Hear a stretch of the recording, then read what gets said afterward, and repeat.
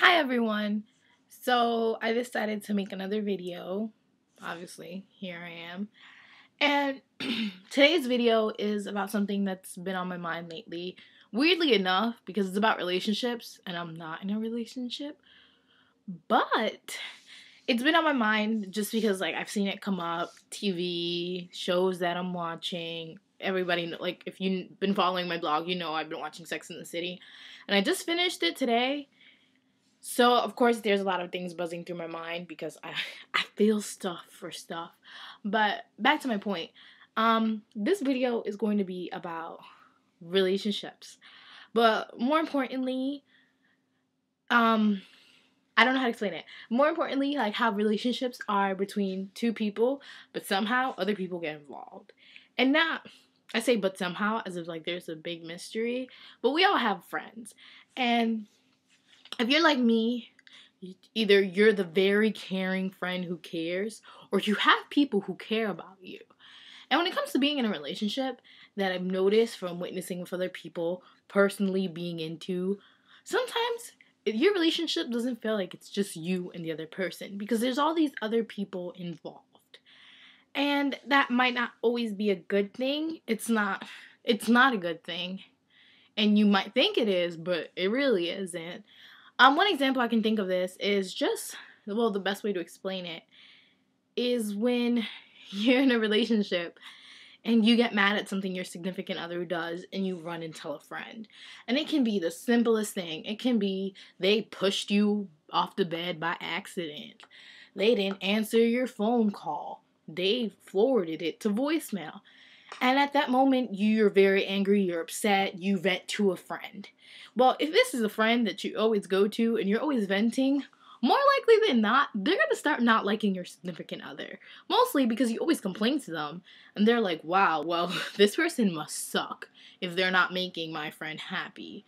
So then they end up not liking your significant other, and you're stuck in that dilemma where your significant other isn't a bad person. They have things that you don't like about them, things they've done that necessarily aren't the best, but it's minor on a grand scale of things. It's minor things, and sometimes when we get caught up and we tell other people this thing, our friends end up like hating our significant other, and then we're just like, well, you don't know them like I know them, and the friend's always like, well, you talk about them enough, like I should know. And you're in a situation where you care so much about your friend hates your significant other, and you don't know what to do. And I blame this because we like to tell people everything. Like, we just wake up and we need to share with the world on what side of the bed we woke up, what we were wearing, etc., etc.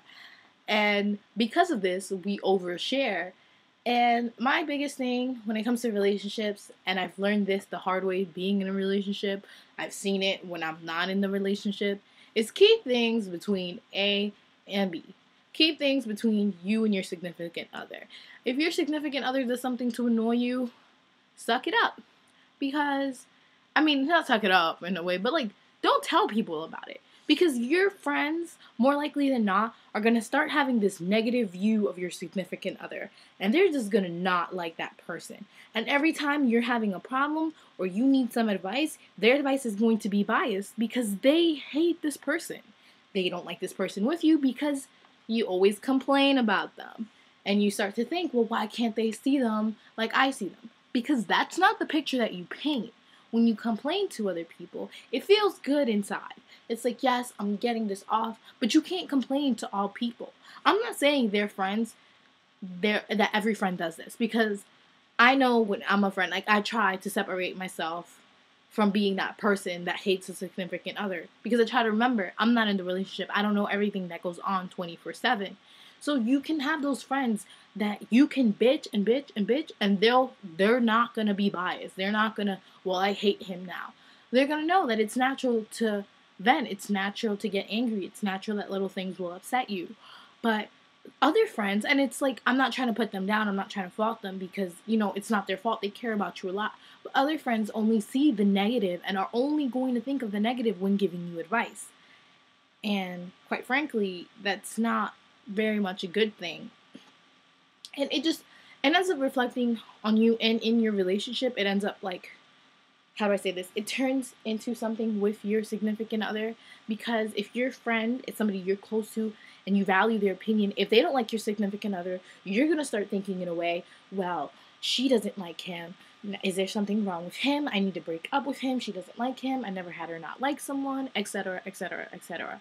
And then things in your relationship start going bad because you have all these thoughts from this other person who has all these thoughts because you put them in their head. And I saw it on TV, Sex and the City. This was happening all the time, and personally, I've seen it happen. I've been in both situations where I've been the friend, and I've been the person in the relationship. So what I'm saying is, when you're in a relationship, you kind of just need to shut the fuck up. It sounds really harsh, but trust me, this will work out in your favor so much. This will benefit you to the max because to the max. Anyways, this will benefit you 100% because if you are with a person and they do minor things that annoy you, you know it's not that serious. It just angers you for the moment. It's not worth having everybody and their mom against that person. It's not worth it. It's going to add stress to you, stress to your relationship, stress on your friendship. Unless it's a big, major problem, keep it to yourself. And if you are the friend in that situation and your friend's always complaining to you about their significant other, it comes a point where you kind of got to keep your opinions to yourself. At the end of the day, you're not in that relationship. You don't know what goes on 24/7. You're not there when it's only them too.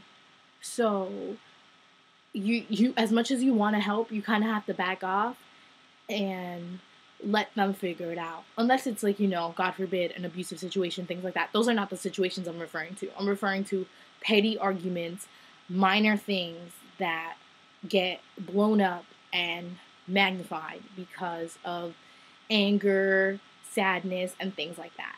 So, wow, this video is always getting long and long and long. Basically, my point is, if you're in a relationship, shut the fuck up.